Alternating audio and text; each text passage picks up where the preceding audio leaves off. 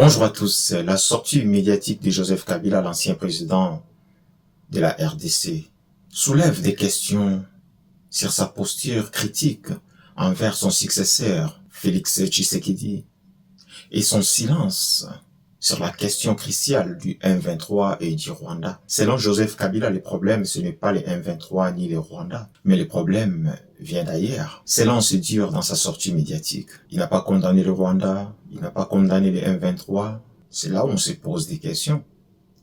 Parce que aujourd'hui, les Congolais veulent la paix. Ce que les Congolais demandent aujourd'hui, c'est la paix. Mais ces manques de paix viennent par tous ces groupes armés qui sévissent à l'est de la République démocratique du Congo et du M23 soutenu par les Rwandais et d'autres puissances extérieures. Le problème qu'on a actuellement, avant de voir d'autres choses, c'est le problème de la paix. Lorsqu'on regarde des massacres, des tueries, les gens qui ne peuvent pas rester dans leur village, tous ces problèmes viennent premièrement du M23 et du Rwanda. Parce qu'aujourd'hui, le Rwanda se cache plus. Même lorsqu'il y a eu prise de Goma, nous avons vu plusieurs soldats rwandais. Avant, oui, ils niaient. Avant, ils se cachaient, mais aujourd'hui, ils se cachent même plus. Donc, c'est-à-dire que le problème de la paix au Congo vient premièrement du M23 et du Rwanda. Allons voir le bilan de la prise de Goma.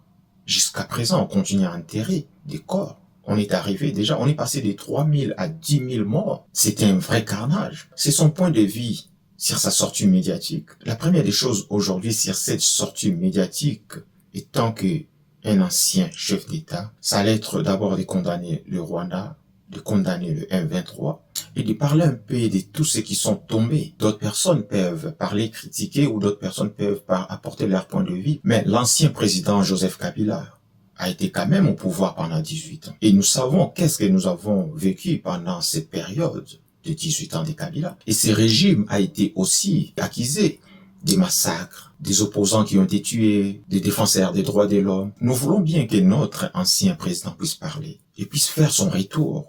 Car nous en avons besoin, même pour la paix, nous avons besoin de tous les Congolais. Mais à ces moments critiques dont traverse la RDC, nous avons besoin des propos qui apportent la paix. Nous avons besoin des propos qui viennent nous unir et non diviser. Ça, c'est le propos du président Joseph Kabila.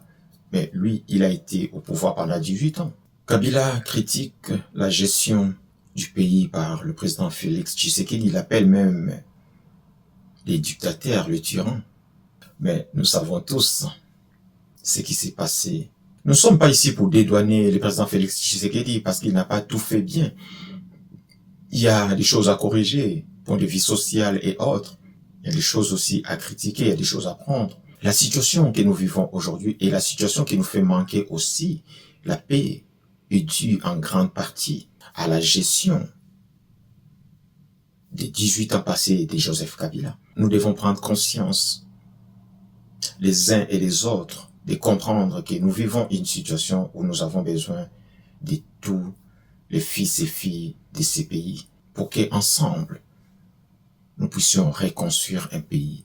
Un pays uni où les filles et les fils de ces pays apportent leur pierre à l'édifice pour que les pays puissent se relever comme d'autres nations qui travaillent ensemble et qui vivent en harmonie pour construire leur pays. Le président Kabila aussi oublie sa responsabilité dans ce qui se passe aujourd'hui en République démocratique du Congo. C'est la gestion des 18 ans. En grande partie, nous avons hérité beaucoup des problèmes des 18 ans des régimes du président Kabila. Je ne dis pas que dans 6 ans, qu'il ne fallait rien faire, mais nous avons tellement hérité des problèmes. Le président Kabila accuse son successeur de violer la Constitution. Pendant les 18 ans de Kabila aussi, on a eu des institutions qui commençaient à s'affaiblir.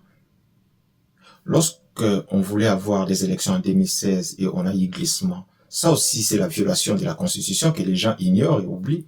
Vous savez, la plupart des cas, souvent, nos dirigeants violent des constitutions sans se rendre compte, ou se rendent compte, mais ils veulent pas le dire ouvertement. Mais lorsqu'ils ne sont plus au pouvoir, ils veulent nous faire croire comme si ils étaient bons que les autres. Non. Nous sommes encore vivants, nous sommes encore en forme, nous avons vécu sous ces régimes, nous avons vu tout ce qui s'est passé. Il y a eu aussi violation des constitutions. Lorsqu'on glisse en 2016, On a eu que des élections après plusieurs, donc 2 ans et quelques mois. Là aussi, c'est que nous devons savoir, parce que c'est l'Église catholique qui a mis la pression à ces régimes pour qu'ils puissent organiser des élections. Mais sinon, l'opposition n'était plus là. Parce que l'opposition avait peur des tueries, des massacres. Pour être cohérent, le président Kabila devait condamner le Rwanda, les M23 et les acteurs extérieurs qui viennent déstabiliser le Congo.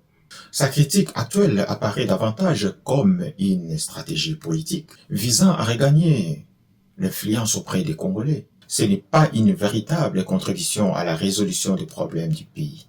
Si vous voulez accompagner l'éducation des enfants orphelins et en grande difficulté, je vous invite à vous rapprocher de la main puissante de l'Éternel dirigée par M. Serge Ibalansamba, qui est aussi partenaire de Mundo TV 24, qui soutiennent des activités pour que cette chaîne continue à vivre. Merci et à très bientôt.